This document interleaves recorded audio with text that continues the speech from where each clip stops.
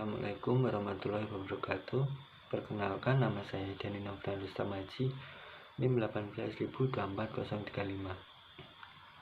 Di sini saya akan menjelaskan mengenai hak-hak outsourcing atau waktu tertentu dalam hubungan kerja. Yang pertama, hak atas uang lembur. Karyawan outsourcing memiliki hak uang lembur sesuai dengan ketentuan pasal 11 huruf B dan C. Kedua, hak atas kepastian hukum. Kepastian hukum pekerja outsourcing menjadi lebih jelas dengan adanya Peraturan Menteri Nomor 19 Tahun 2012 tentang syarat-syarat penyerahan sebagian pelaksanaan pekerjaan kepada perusahaan lain. Yang ketiga yaitu hak jaminan sosial. Pasal 99 Undang-Undang Ketenagakerjaan menyatakan bahwa setiap pekerja dan keluarganya berhak untuk memperoleh jaminan sosial tenaga kerja. Yang keempat yaitu hak menerima pesangon.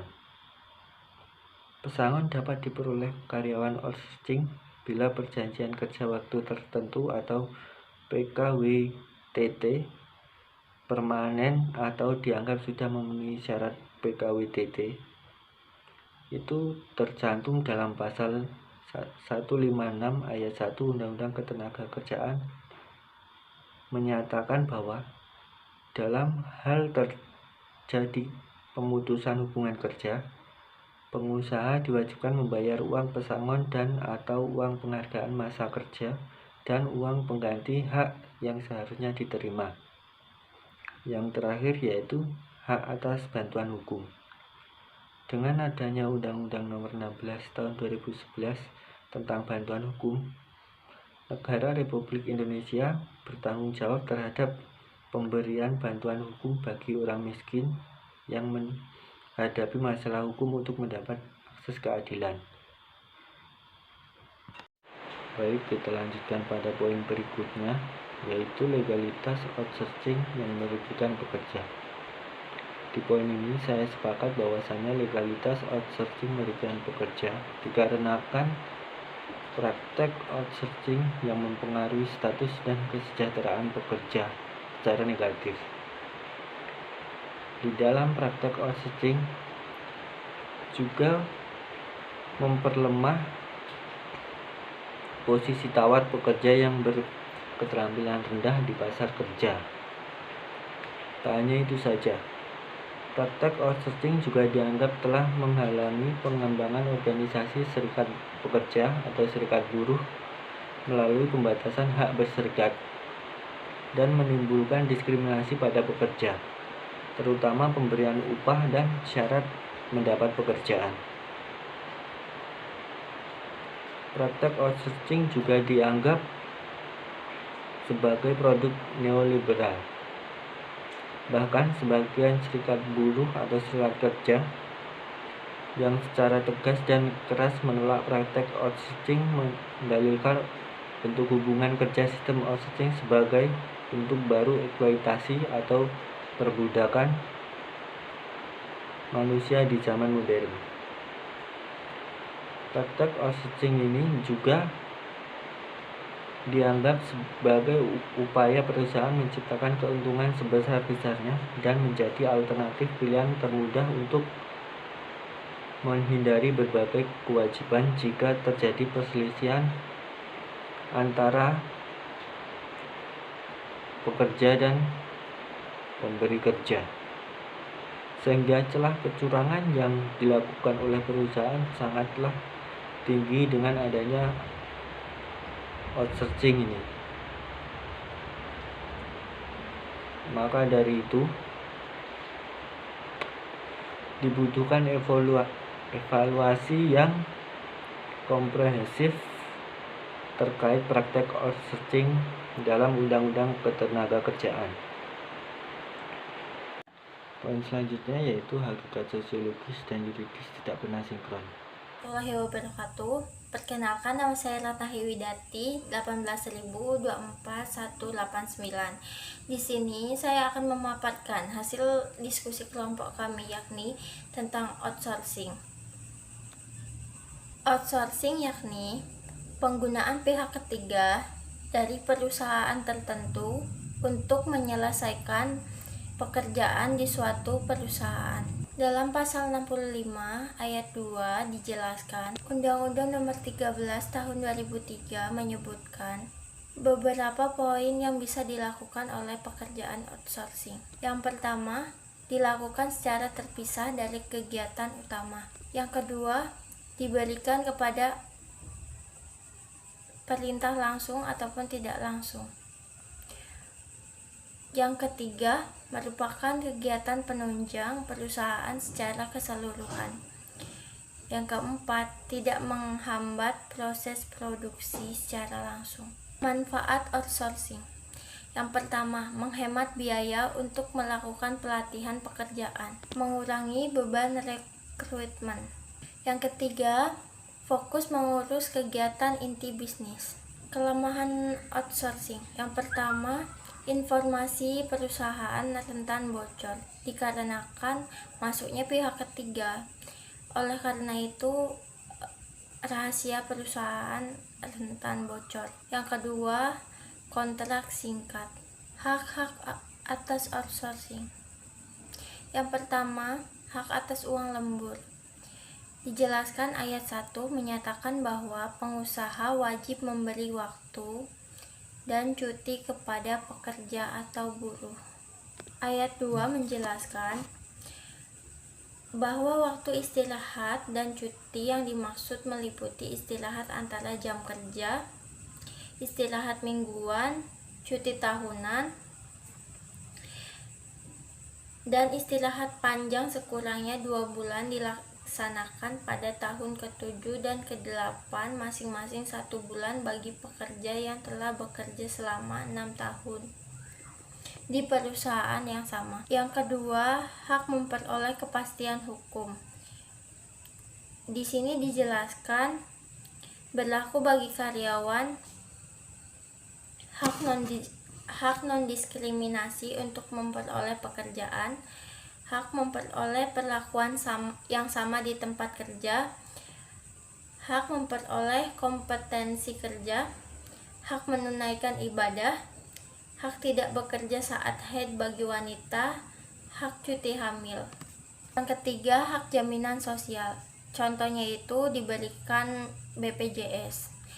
Ketika terjadi sesuatu, maka pihak perusahaan yang akan menanggungnya. Yang keempat yaitu hak memperoleh bantuan hukum. Bantuan hukum di sini dijelaskan bagi orang yang miskin untuk mendapatkan akses keadilan. Sistem pembayaran outsourcing yakni perusahaan yang merekrut pekerja outsourcing akan memberikan gaji melalui perusahaan outsourcing, akan tetapi para pekerja tersebut dipotong gajinya 30% dari gaji pekerjanya tersebut. Assalamualaikum warahmatullahi wabarakatuh. Perkenalkan, nama saya Lesri Warisma, NIM 180242119. Di sini saya akan melanjutkan penjelasan dari Ratna, yaitu hubungan pekerja masih banyak dalam bentuk tidak tertulis. Perjanjian kerja dalam bentuk tidak tertulis adalah sah selama tidak bertentangan dengan ketentuan pasal 52 ayat 1 Undang-Undang Ketenagakerjaan, yaitu yang berbunyi: 1. Kesepakatan kedua belah pihak, 2. Kemampuan untuk kecakapan melakukan perbuatan hukum, yang ketiga adanya pekerjaan yang diperjanjikan, dan yang keempat pekerjaan yang diperjanjikan tidak bertentangan dengan ketertiban umum, keasusilaan, dan peraturan perundang-undangan yang berlaku. Kemudian harus ditentukan apakah jenis perjanjian kerja waktu tertentu atau perjanjian kerja waktu tidak tertentu. Karena terhadap dua perjanjian kerja tersebut mempunyai spesifikasi hak dan kewajiban yang berbeda. Dapat dilihat pada pasal 57 ayat 1 dan 2 Undang-Undang Ketenagakerjaan yang mensyaratkan untuk pembuatan secara tertulis terhadap perjanjian kerja waktu tertentu apabila ternyata perjanjian waktu tertentu tersebut tidak dibuat secara tertulis, maka secara otomatis perjanjian kerja tersebut menjadi perjanjian kerja waktu tidak tertentu. Dengan demikian, berhak untuk menuntut hak sebagai karyawan dengan status hubungan kerja perjanjian kerja waktu tidak tertentu sesuai dengan ketentuan perundang-undangan yang berlaku. Berikut mengenai hak-hak seorang pekerja dengan status perjanjian kerja waktu tidak tertentu, yaitu pertama, berhak atas upah setelah selesai melaksanakan pekerjaan sesuai dengan perjanjian tidak di bawah upah minimum provinsi atau UMP, upah lembur, jaminan sosial tenaga kerja atau jam sostek. Yang kedua, berhak atas fasilitas lain, dana bantuan dan lain-lain yang berlaku di perusahaan. Yang ketiga, berhak atas perlakuan yang tidak diskriminatif dari perusahaan atau dari pengusaha. 4, yaitu berhak atas perlindungan keselamatan kerja, kesehatan, kematian, dan penghargaan. Lalu yang terakhir yaitu yang kelima, berhak atas kebebasan berserikat dan berlakuan HAM dalam hubungan kerja. Baik, perkenalkan nama saya Yayan Febri Istanto. NIM saya 18.024.006. Kemudian di sini saya akan menjelaskan slide pertama, yaitu paparan reasoning hak-hak pekerja outsourcing waktu tertentu dalam hubungan kerja, bahwa di negara Indonesia banyak tenaga kerja yang mengikuti perusahaan atau orang lain yang disebut dengan pekerja outsourcing. Jadi outsourcing ini pengertiannya itu para pekerja yang mengikuti pihak lain, maksudnya yang orang ketiga atau mengikuti perusahaan atau mengikuti proyek seperti itu, dengan waktu yang ditentukan dalam hubungan kerja.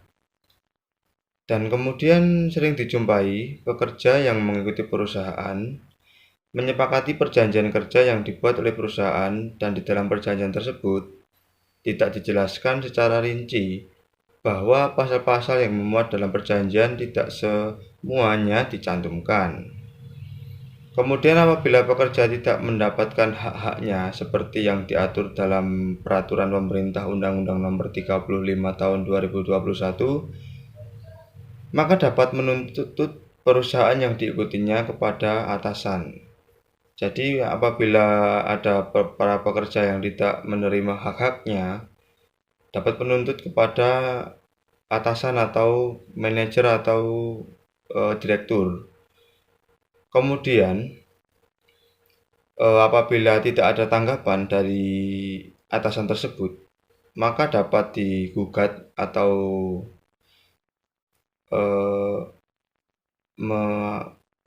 membuat istilahnya kayak seperti kita mengajukan hak kita itu sebagai penerima hak pekerja seperti itu. Apabila hak kita tidak dipenuhi, kita dapat menggugat ke pengadilan negeri setempat, misalnya di Jogja atau di Bantul. Nah, itu kita bisa menggugat di situ. Apabila di dalam pasal-pasal yang di dalam perjanjian itu tidak jelas, kita bisa menggugat.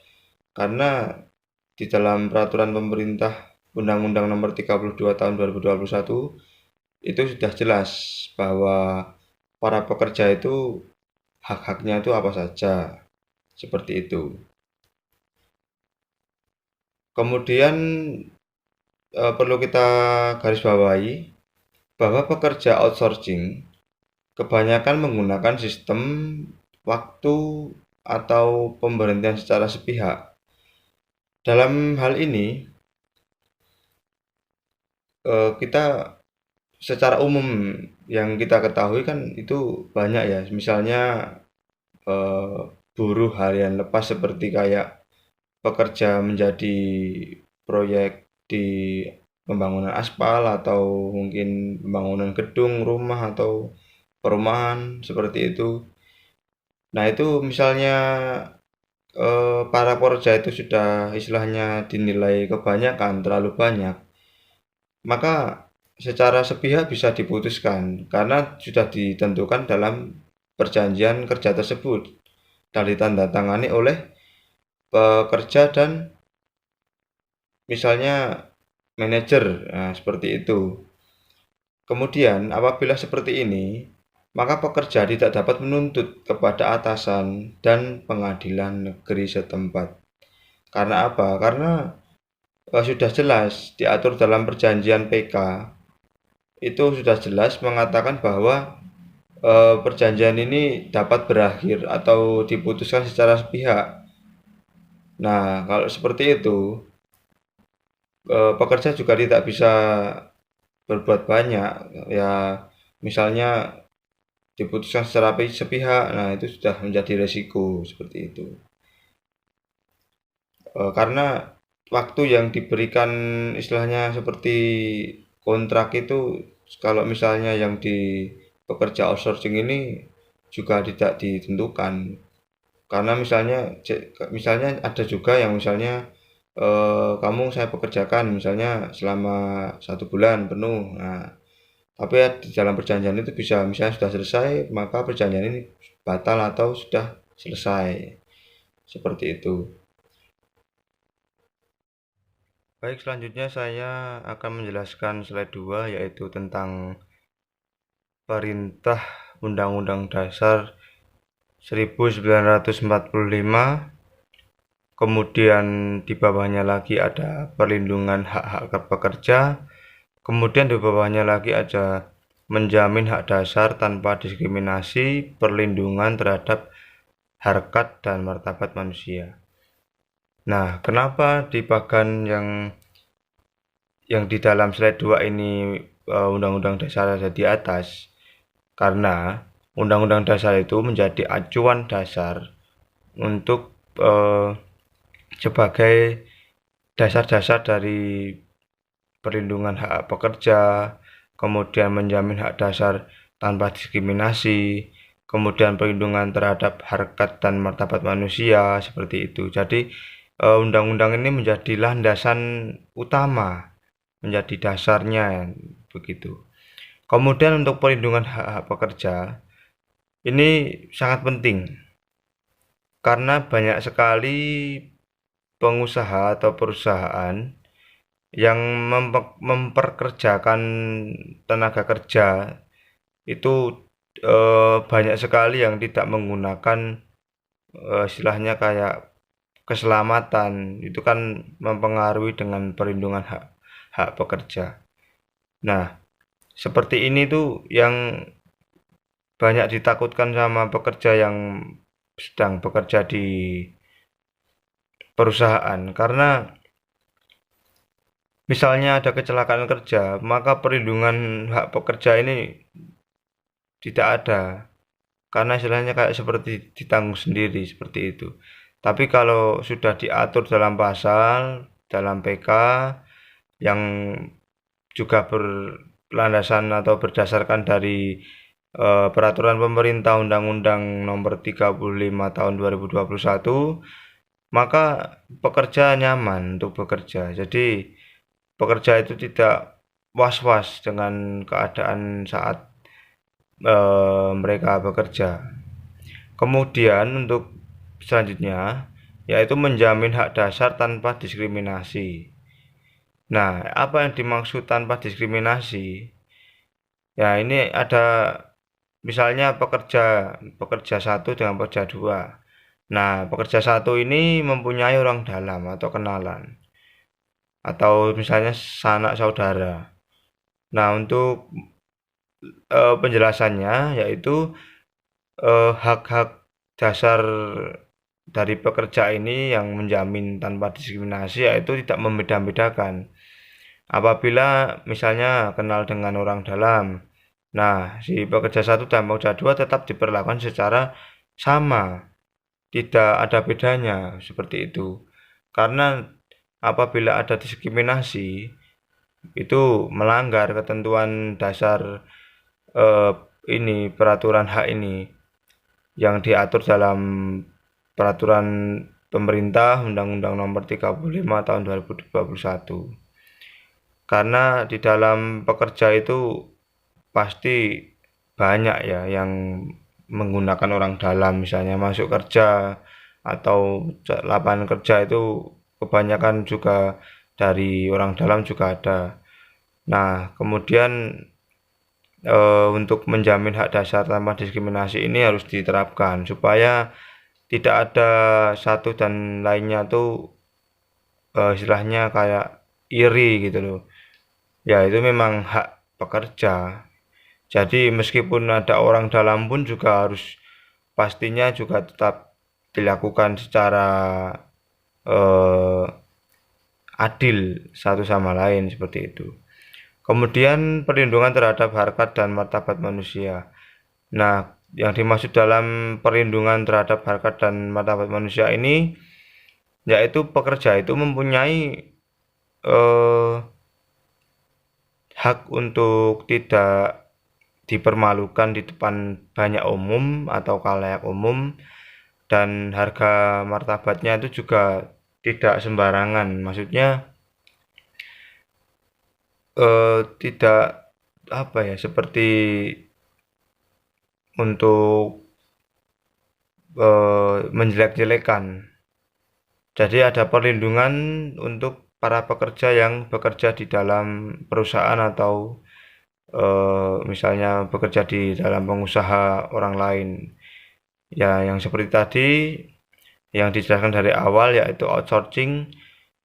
Jadi untuk pekerja dari luar pun tetap adanya perlindungan terhadap hak-hak pekerja tersebut. Seperti itu. Di sini saya akan menjelaskan tentang slide keempat, yakni perusahaan prinsipal menyerahkan sebagian pelaksanaan pekerjaan kepada perusahaan vendor bukan badan hukum. Dalam Undang-Undang Nomor 13 Tahun 2003 Pasal 64 sampai dengan Pasal 66 diatur bahwa untuk pekerjaan borongan penyediaan jasa, perusahaan harus berbadan hukum. Terhadap pengertian badan hukum ini masih terdapat banyak tafsiran. Yang kedua, perusahaan tidak melakukan klasifikasi terhadap pekerjaan utama dan pekerjaan penunjang. Adanya outsourcing ini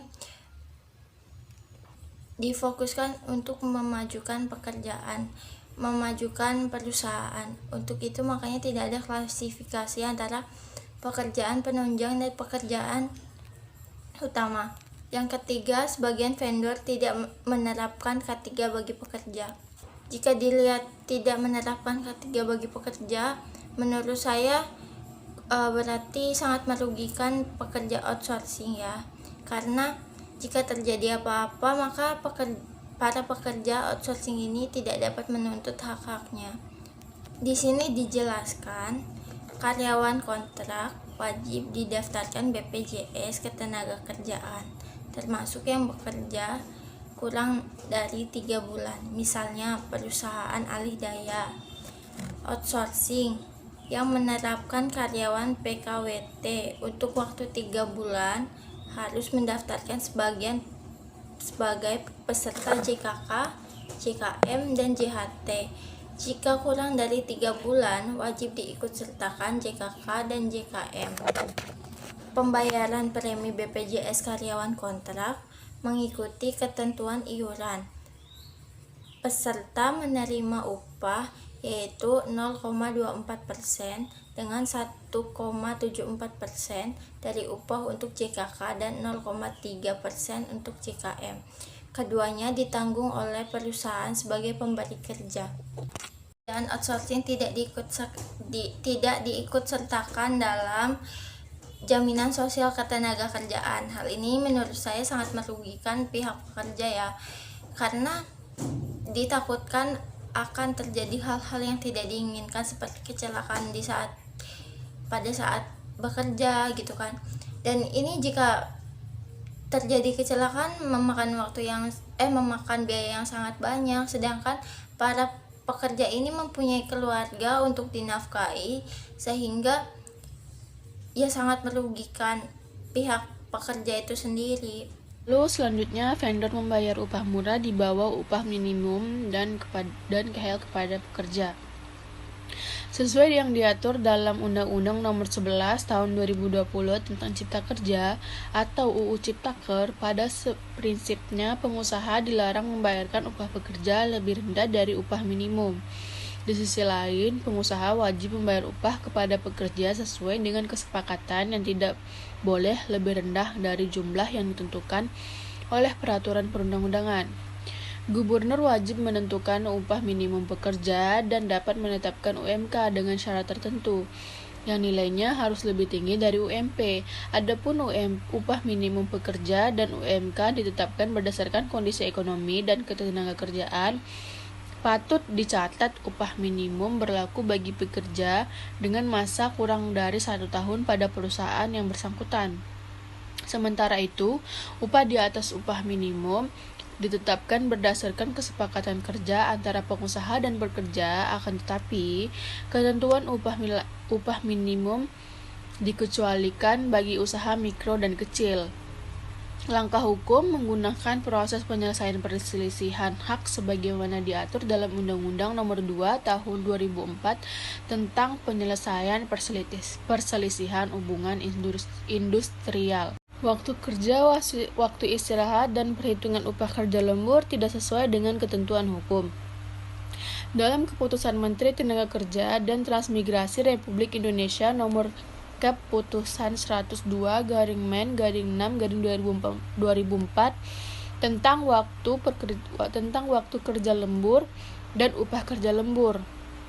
Pasal 1, yaitu waktu kerja lembur adalah waktu kerja yang melebihi 7 jam sehari dan 40 jam 1 minggu untuk 6 hari kerja dalam 1 minggu atau 8 jam sehari, dan 40 jam 1 minggu untuk 5 hari kerja dalam 1 minggu atau waktu kerja pada hari istirahat mingguan dan atau pada hari libur resmi yang ditetapkan pemerintah. Ketentuan tentang waktu kerja lembur dan upah kerja lembur diatur dalam Undang-Undang Nomor 13 Tahun 2003 tentang Ketenagakerjaan pasal 78 ayat 2 dan 4.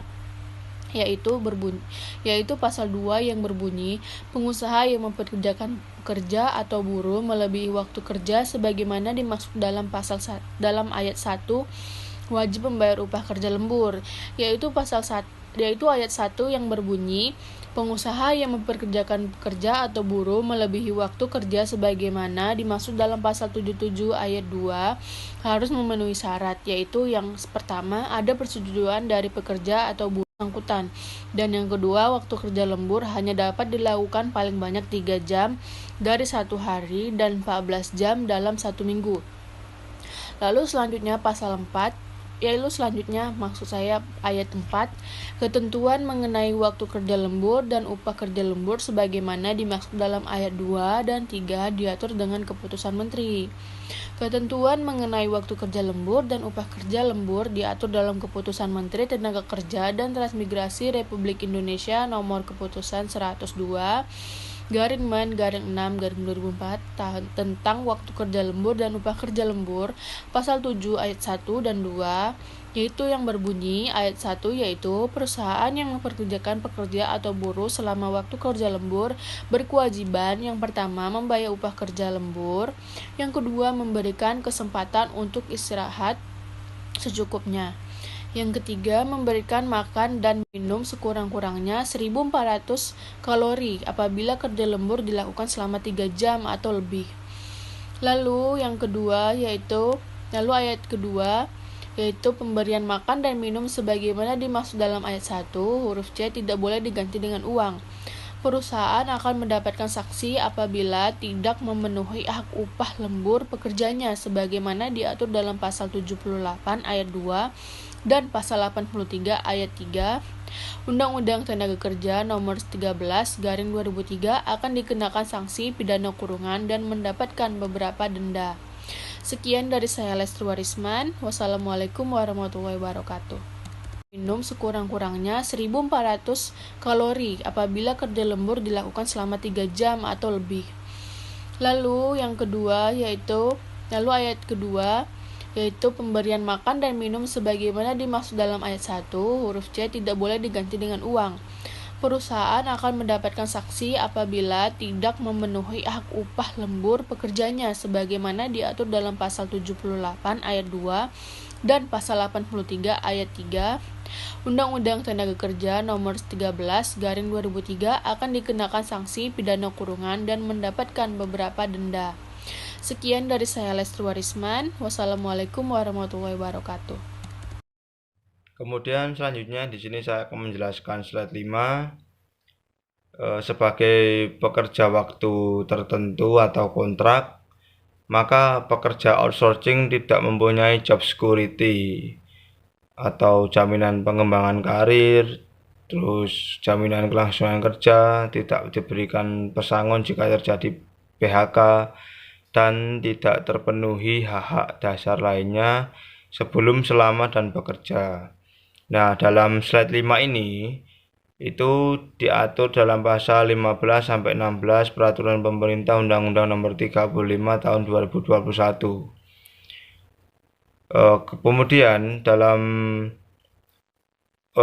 hal uang kompensasi atau yang tadi disebutkan tidak diberikan pesangon apabila terjadi PHK, yaitu sekarang kita bahas, yaitu pengusaha itu wajib memberikan uang kompensasi kepada pekerja atau buruh yang bekerja berdasarkan PKWT atau perjanjian kerja waktu tertentu.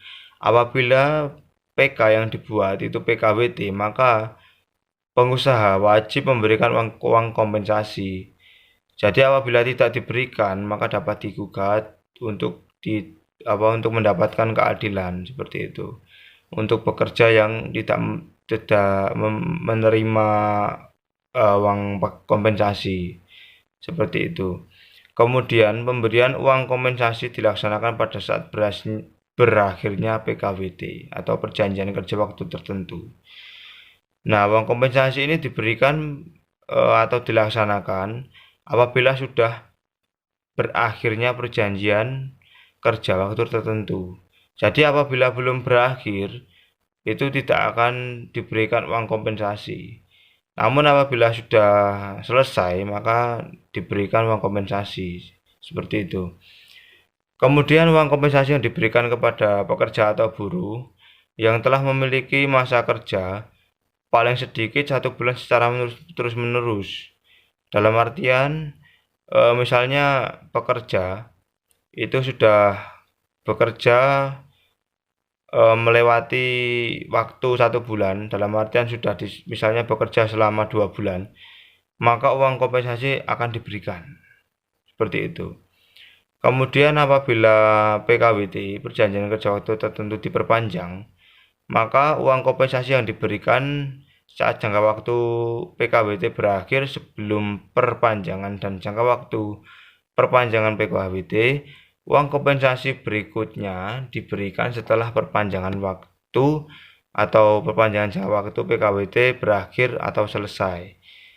Jadi untuk memperpanjang perjanjian ini, misalnya pekerja itu misalnya diberikan waktu kerja selama misalnya setengah tahun misalnya, kemudian diperpanjang, maka uang kompensasi berikutnya diberikan setelah perpanjangan waktu. Jadi kalau misalnya sudah perpanjangan waktu, maka uang kompensasi ini akan diberikan setelah perpanjangan jangka waktu PKWT berakhir atau selesai. Dalam artian kalau misalnya itu perjanjian ini sudah selesai, misalnya tadi setengah tahun terus diperpanjang menjadi 1 tahun. Nah, kemudian untuk 1 tahun itu besoknya itu baru mendapatkan uang kompensasi seperti itu. Kemudian untuk selanjutnya, pemberian uang kompensasi tidak berlaku bagi tenaga kerja asing yang dipekerjakan oleh pemberi kerja dalam hubungan kerja berdasarkan PKWT. Jadi untuk pekerja asing atau tenaga asing itu tidak diberikan istilahnya uang kompensasi tidak diberikan atau tidak berlaku untuk WNA seperti itu atau tenaga kerja asing. Nah, kemudian besaran uang kompensasi yang diberikan sesuai dengan ketentuan yang akan saya jelaskan.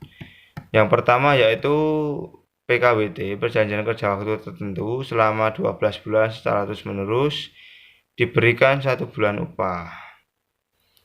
Jadi untuk misalnya 1 tahun itu terus-menerus, maka diberikan 1 bulan upah. Maksudnya itu kayak istilahnya seperti gaji ke-13.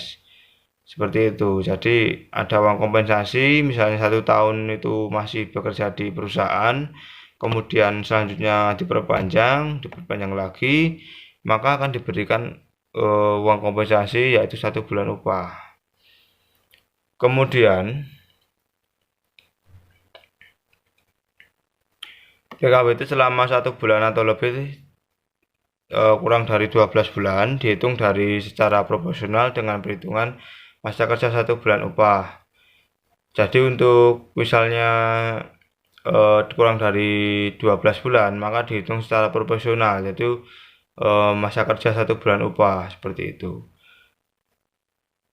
Baik, untuk penjelasan dari kelompok kami, inti pokok-pokoknya sekian yang dapat kami jelaskan. Terima kasih. Wassalamualaikum warahmatullahi wabarakatuh.